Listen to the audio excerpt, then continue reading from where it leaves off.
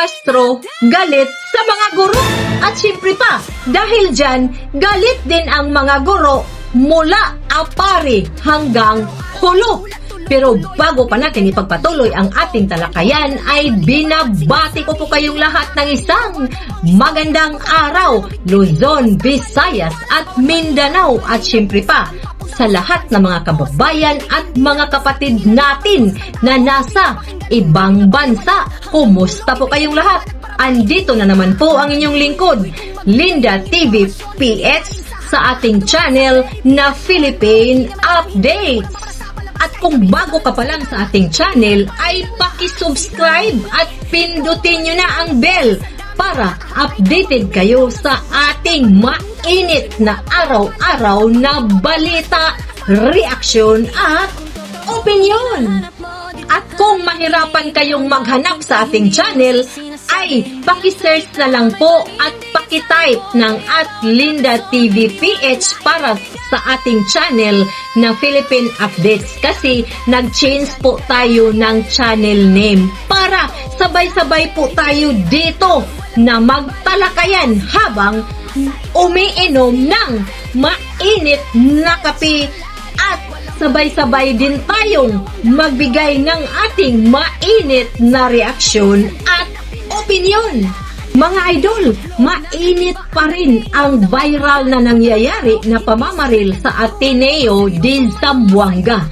At kahapon lang, kakaiyak lang ni Senator Robin Padilla noong malaman niya ang mga pangyayari na naganap doon sa Ateneo de Zamboanga. Kaya siya mismo ang tumungo doon sa eskwelahan na pinangyayarihan dahil siya po ang committee ng public information, mga idol.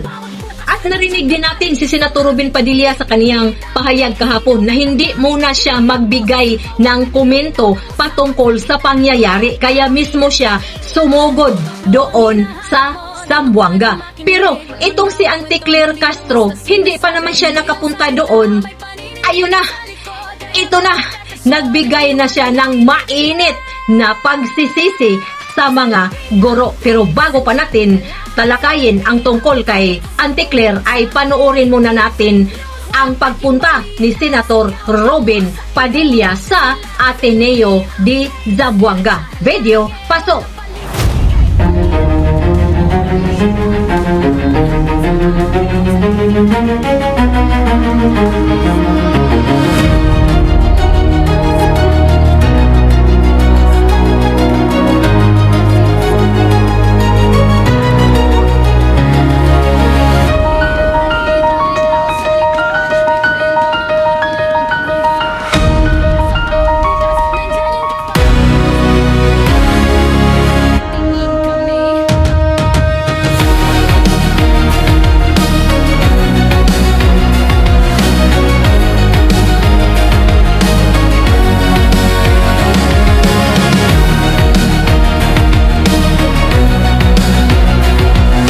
Idol, talagang siniseryoso ni Senator Robin Padilla ang pag-alam mismo sa tunay na pangyayari sa pamamaril sa Ateneo de Zamboanga University. Unlike nitong ating napakagaling na Yusek Claire Castro ay nagbigay agad siya ng pahayag na kinaalmahan ng mga guro. Panoorin natin kung sino ba talaga ang nagalit sa pahayag ni Claire Castro kahapon. Video, pasok! Mula Apari hanggang Hulo, saan ka man, galit kay Claire Castro ang mga teacher. Eh, yung mga teacher, bihira magalit sa generasyon eh. O ayan po, dyan po natin yan nakuha sa Net25 sa Ganang Mamamayan. Maraming salamat po dahil dyan lang po tayo manood ng makatotohanan at tunay na balita. At ito din, makikita natin sa screen kung ano ba ang reaksyon ng mga guro sa ACT Party List. Ngayon mga idol, alamin natin kung ano ba talaga ang pinagmula ng gulo, kung bakit na-focus mismo sa sinasabi ni Claire Castro ang mga netizen ngayon, lalong-lalo na sa ating mga guro. Pakinggan natin ang pahayag ni Claire Castro kahapon na umani ng maraming batikos sa social media, lalong-lalo na sa ating mga minamahal na mga guro. Kaya video, pasok!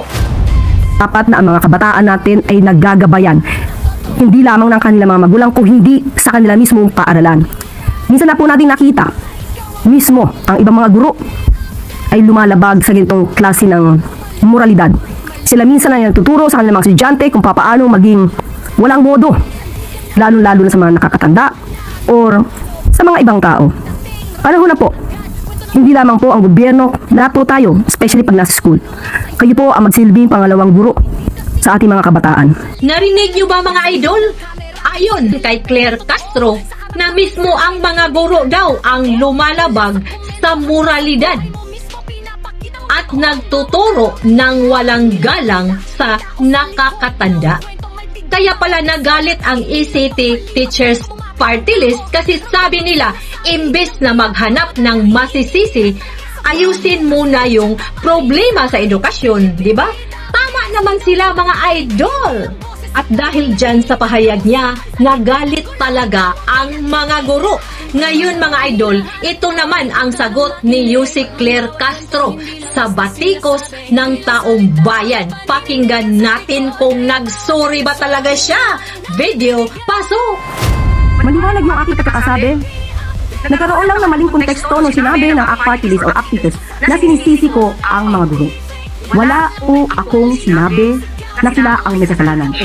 Ayan na yung sagot niya mga idol. Sabi niya, mali daw ang pagkakaintindi ng mga tao, di ba? Imbes na magsorry, ay pinanindigan talaga niya kung ano ang sinasabi niya.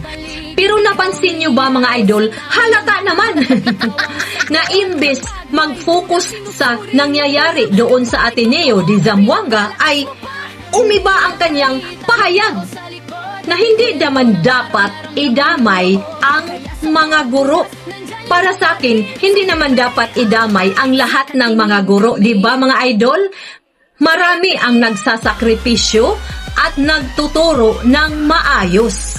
Kung may problema, imbestigahan, hindi i-generalize, di ba? Ano sa palagay ninyo mga kababayan at mga kapatid ko? Kailangan natin ng solusyon, hindi sisihan. Kayo mga idol, ano sa tingin ninyo? Comment kayo dyan. Tama ba ang mga sinasabi ni Attorney Yusik Claire Castro? Para sa akin, sa mga pangyayaring ito, hindi po ito ang panahon ng sisihan. Ang dapat gawin ng ating gobyerno ay solusyonan. Ano ba talaga ang dahilan kung bakit nagkakaganyan ang mga kabataan ngayon? Hindi katulad natin noong unang panahon na wala po tayong cellphone. Nagka-cellphone lang tayo noong nagkakaroon na tayo ng trabaho.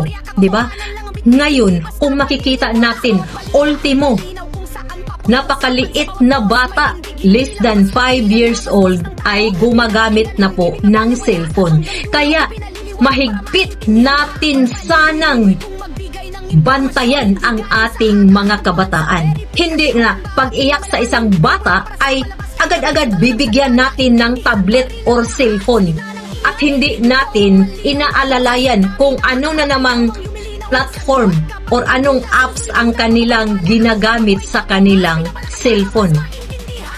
Ihahantulad natin sa ating panahon noon.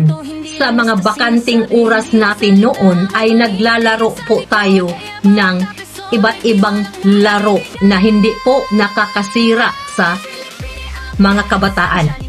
Pero napansin nyo ba ngayon mga idol? Kaya nga tama po si Senator Robin Padilla na isusulong po niya ang batas sa paghigpit sa paggamit ng social media sa mga minor de edad. Pasintabi po kasi halos po lahat ng mga magulang ay binibigyan na po nila ng cellphone ang kanilang mga anak kahit nasa murang edad pa. Sa susunod na mga araw, sa part 4 ng ating talakayan, ay tatalakayin po natin kung ano ang masamang maidudulot sa mga online games at iba pang mga social media platforms para sa mga anak natin, lalong-lalo na sa mga murang edad. Dahil tayong mga kapatid ay tinuturuan po tayo kung paano gabayan ang ating mga anak sa paggamit sa social media. Bukas mga idol, part 3 po tayo ng ating talakayan, ang malupitang sagot ni Claire Castro sa mga batikos sa kanya.